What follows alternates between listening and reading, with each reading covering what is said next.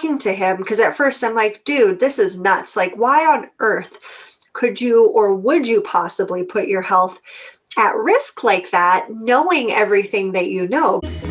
Welcome to the Women in Wellness podcast, where we believe that the world can be changed one woman at a time. Your journey to becoming more present, healthy, and joyous starts right now. Hello, Women in Wellness. Dr. Sonya here, Dr. Caitlin, and we had the pleasure of interviewing Drew Manning. And it was such a great conversation around emotions, around food, and around body image, and all the things that we love to bring awareness to. And so we're just doing a recap today of what we got from that conversation. And hopefully we can answer some of your questions that maybe came up while you were listening to that too. Mm-hmm. So Dr. Caitlin, what's a takeaway that you received or insight that you got from our conversation with Drew? That Drew is crazy. Yeah, that's one. Yes. No, I do think he's a little crazy doing that to his body. And knowing Drew personally, you and I know him personally, seeing him eat that way, it hurts my soul. Like, I watch him and I'm like, oh my God, I don't even care about the weight like that. The weight really does not dictate whether somebody's healthy or not. And I truly believe that. Mm-hmm. But it's everything else that I see happening to him that I'm like, oh my gosh, Drew, how are you doing this yet again, you crazy guy? And mm-hmm.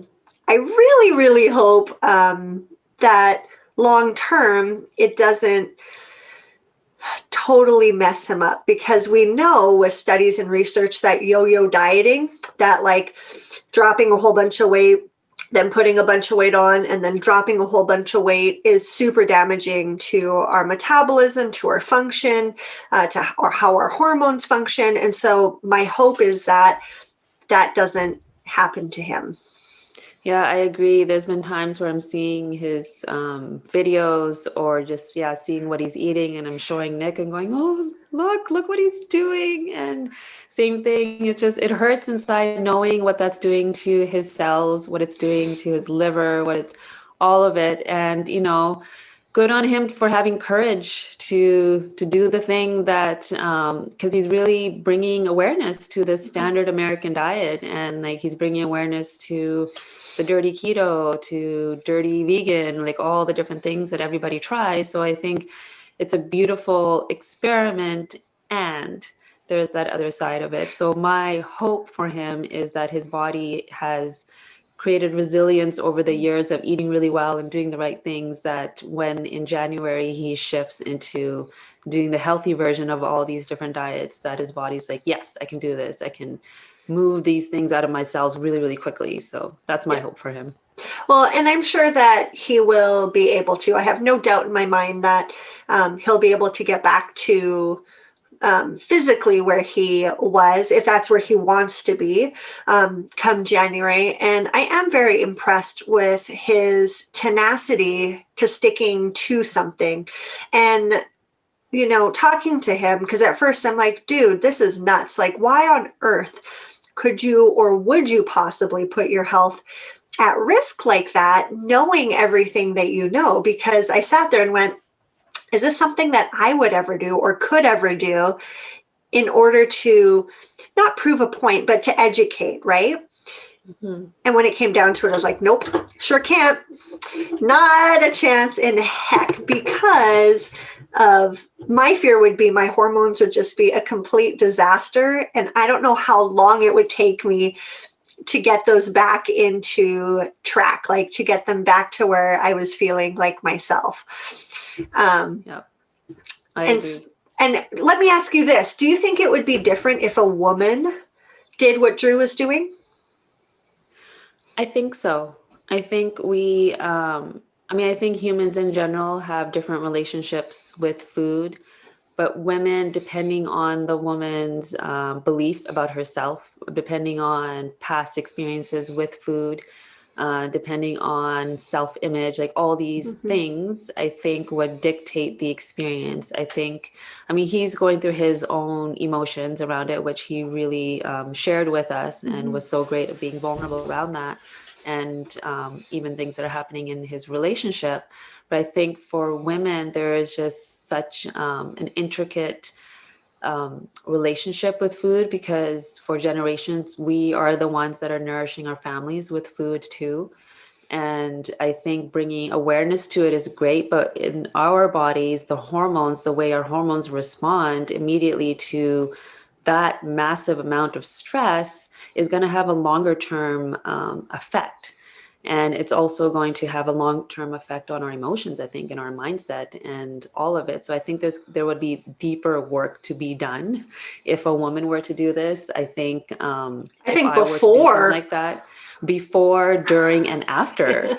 Yeah, I would definitely have somebody holding my hand the whole time and like looking at the things that are maybe coming up for me and all the layers that are probably going to be showing up in those moments. So I think it would be a very different experience. Mm-hmm.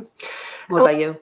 Oh, 100%. And the reason I think that is because of how complex our hormones are to begin with.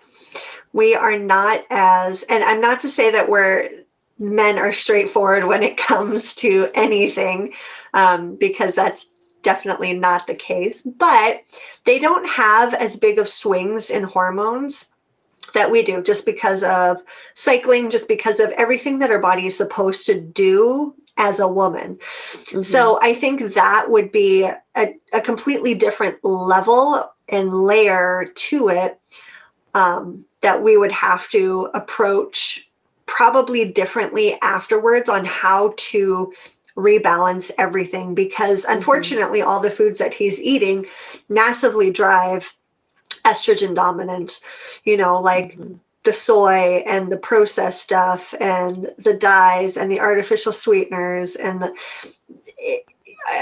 I can just imagine, and knowing that I'm predisposed to estrogen dominance because of the dental work I have, I can just imagine what would happen to me. Mm-hmm. But with that being said, which most women, yeah. Mm-hmm.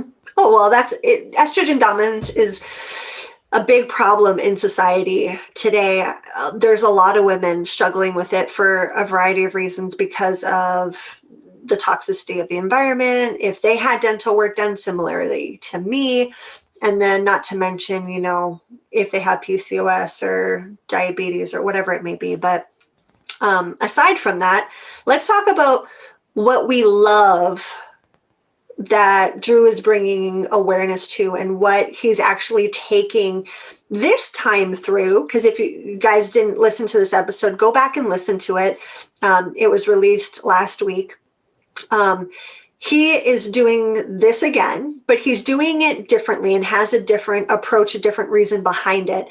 And so I didn't watch his transformation the first time he did it in 2011. Did you, Sonya? I didn't know actually until we met him. And then I went back and kind of watched a few things, but I had no idea, but it was fascinating. I was shocked that he decided to do it again. But this time around, I love what he's doing. And I know that you would really love to talk about how he approached this with his family. So with his daughters, with his significant other, Julie, with his ex-wife. Like, this just goes to show what an amazing human being Drew is, that he has such a close-knit relationship, even with his ex-wife, that, they were all included in this decision. So what was it that you loved about that conversation that he had with us? Mm-hmm. Yeah, because my question to him was how he was navigating this for his girls, because, our children are watching, they're watching what we're doing, and the reasons behind, they don't always understand. So I love that he's got open communication with them. He's telling them the why, he's showing them what happens if we eat a certain way. And at the same time, recognizing that, we all have our journey with food, and our relationship with food is really important. And I love that he's bringing awareness to them already that, in January, when I switch to eating healthy, you're going to see the difference. Because one thing that he brought up was they're noticing that his mood is changing, that his patience for them has gone lower. And so that gives them this awareness of like, oh, food is medicine. Mm-hmm. So food can either make me feel really good about myself and make me feel healthy and my relationships will thrive, or food can make me feel grumpy and irritable and not want to be around people. So I think them seeing that, but also him making sure he's having conversations about it, because it's one thing to just keep doing it and hope that they'll understand. But I love that he's bringing awareness to it. I love that they had that family meeting before he even started, because he learned from his past experience to now. So I think that is like key when it comes to our relationship with food. So I know you want to talk about the specifics. Well, hold on though. Before we do that, I do. Yeah. I actually would love it because you are majority vegetarian. One of your sons chooses to be vegetarian. He has this philosophical problem with eating animals, which fine, all good. But your other son is very different. Yeah. And, you know, your youngest does like meat. He asks for it. So how do you, being mostly vegetarian, your oldest being vegetarian, how do you navigate? Because you did say a few times that you almost felt like your oldest was not, well, maybe shaming, but giving your youngest a hard time for wanting to eat proteins, animal proteins. Like, how do you navigate that? Because, you know, that's a conversation that you guys are having to have around food, around normalizing healthy eating, whatever healthy eating looks like for the individual. Yeah. So, you know, with our oldest, we were completely vegetarian for several years. And then the youngest came along and you could see right away that he was the guy that was craving meat and wanted meat. And whereas the oldest wouldn't even really look at it. He tried it a little bit, like we would go away and if we were at a restaurant and we could get good meat, then I would, you know, say, if that's something that you want to try, please go ahead. And he would, and he actually really liked it. But then all of a sudden something happened. I would say around 6 or 7, he all of a sudden was offended by meat. And he's a real animal lover. And I think he started to understand the environmental stuff, because he's kind of an environmentalist as well. But then I also think he was noticing us. He was noticing our languaging, if that's a word, our language around food and meat and these things. So like, as I started to notice that he was noticing what I was saying about, and you're my talking own about beliefs, your oldest who chooses to be a vegetarian. Yes. Yep. Yeah. So as I was noticing what I was saying about it, for me, I started to kind of hear the same story coming from him. So then I had to pause and be like, okay, so is he now doing this because his mom's doing it and he wants to do whatever he can to please me? Or is he actually truly wanting to be vegetarian? So that was a little bit tricky for me, because at that point we started introducing meat to our youngest one. I mean, Dr. Caitlin would bring over these amazing sausages and he would just be like, wasage, I want wasage and wheeze, right? Cheese. Because we were also pretty dairy free for a long time. And you're making me sound like all I eat is meat and cheese. No, she doesn't. She eats lots of vegetables. But she's the one who brought the good stuff, right? So then I would tell him, encourage him, like, yeah, if you want to try that, go for it. And so when my youngest was trying to eat that, the oldest would turn around and say, you know, that's an animal. You're eating an animal. Oh, that stinks. Like, he would make him feel that way. So then I had to have a sit down with him individually and be like, you know, everybody makes different food choices for their bodies. You have chosen to be vegetarian, and that's okay. If you feel like that's what's going to help your body thrive, but know that you don't have to stay stuck there. Know that if you have a moment where you're like, oh, I would really like to try what Soren is having, and maybe that'll make my body feel well, know that you have like you can give yourself permission to do that. And we cannot shame others for choosing what they're choosing. That's going to make their body feel good. So I have noticed since then, like, he's shifted in his languaging. Like he might, I mean, he's a kid and they're brothers, so he might throw some things at him here and there. But then I also had a conversation with my youngest and said to him, so now I've started eating some meat with him. Not all the time, because I still have to say I don't actually like the texture of it. But I just make sure we're getting good meat, and I'm educating him on that, like no antibiotics, no steroids, no, all these things. And we have a great butcher that's just down the street. So I've taken him there and said, you know, if you're going to have meat, this is the kind of meat that we're going to make and what we're going to get. So I think just, again, being honest, and I'm honest with him about my process of like, I prefer to eat more vegetarian, but there's going to be moments where I'm going to branch out. So I'm calling myself a flexitarian now, so that they understand that flexibility is also important. And my oldest, you know, he'll have bone broth. I'll make bone broth for him. So he's having that. It's for him, again, it's the actual meat itself and the texture. I tried to sneak it the other day because I made chicken soup and it was like good chicken. And I'm like, oh, you know, you can. And then he's like, you're not hearing me. And I'm like, okay, I got you. I hear you, and I will take that out. So I think it's just important to listen to them and to help them navigate the different information that is out there so that they can make their own choices.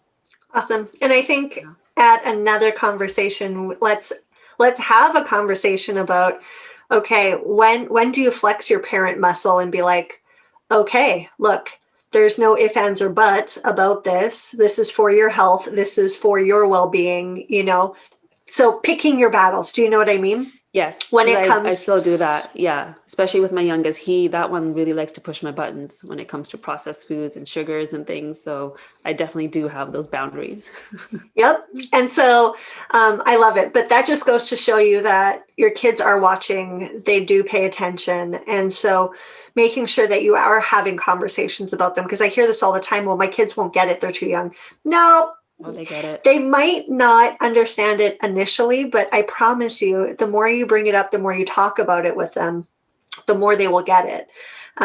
So let's have a conversation about that, down the road. So back to Drew's interview, all of the processes that he's dealing with, the actual concerning things that I know are of concern to you and to me. Let's bring those up, because this is what I love that Drew's doing. And I think he's doing it very eloquently.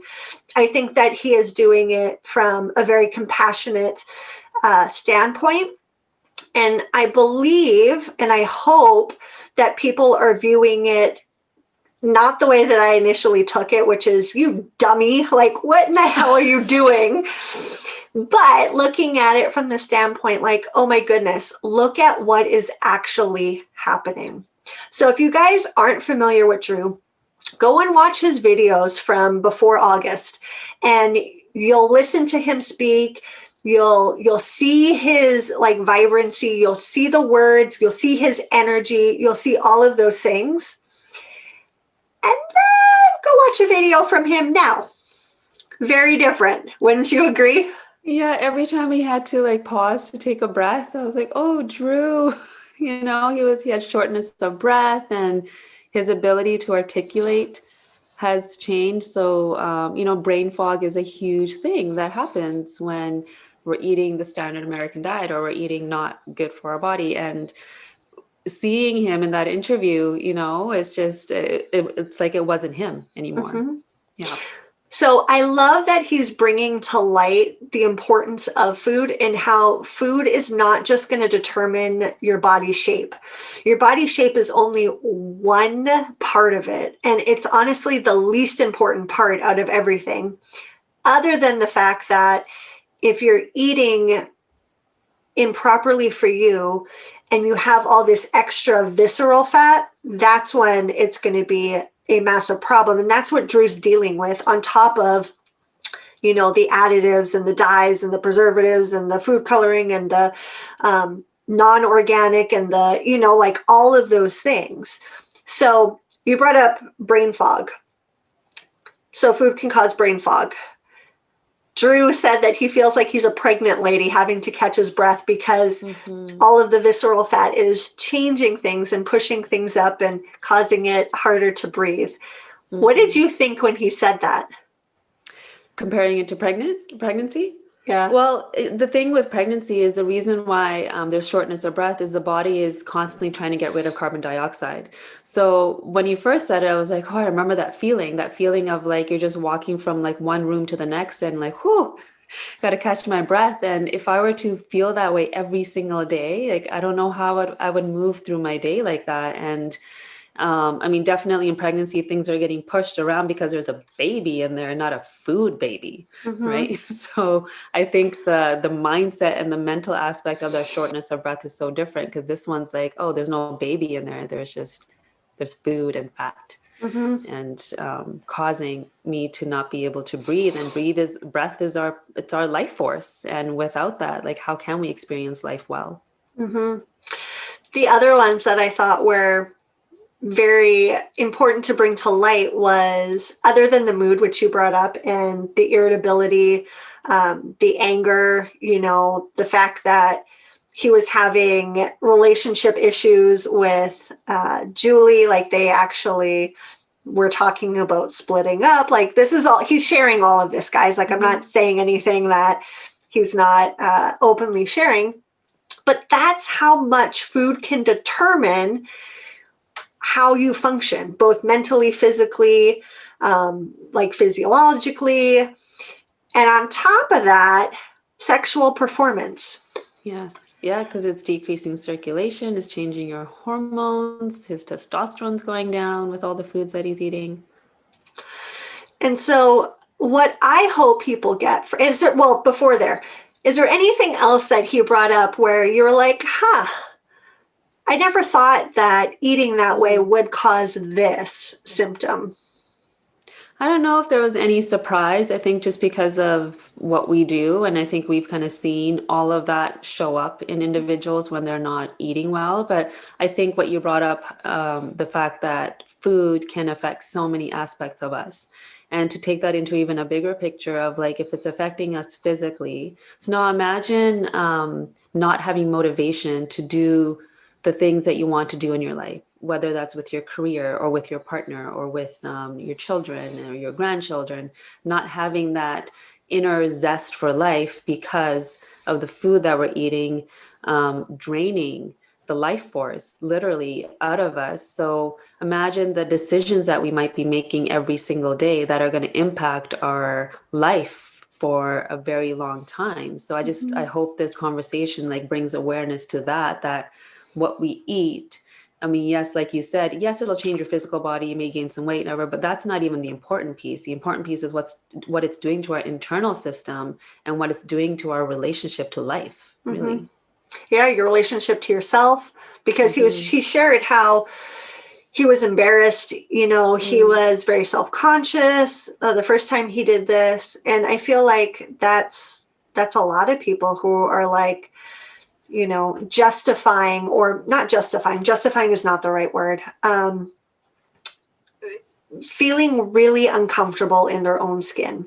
And when we don't even feel comfortable in our own skin, how are we supposed to feel comfortable around other people? How are we going to communicate? Because imagine, and he shared with us what he was telling himself, like that self-talk. When you're self-talking that way all the time because you're feeding yourself the wrong food, you have all this inflammation, you have all of these toxins building up. Eventually that self-talk is going to be passed on to the loved ones, which his kids and everyone is now noticing. And he was very pleasant with us. So that wasn't... He was, yeah. Yeah. And, going back to like the biology of belief, right? Like people think that genes are passed down, but really it's lifestyles that 100%. get passed down. So like we were saying, the kids are watching. And if we continue to eat that certain way, that's the lifestyle that gets passed down. And then there's a relationship with that lifestyle for our younger generation. So if we can change it, then it'll change for them. Yeah.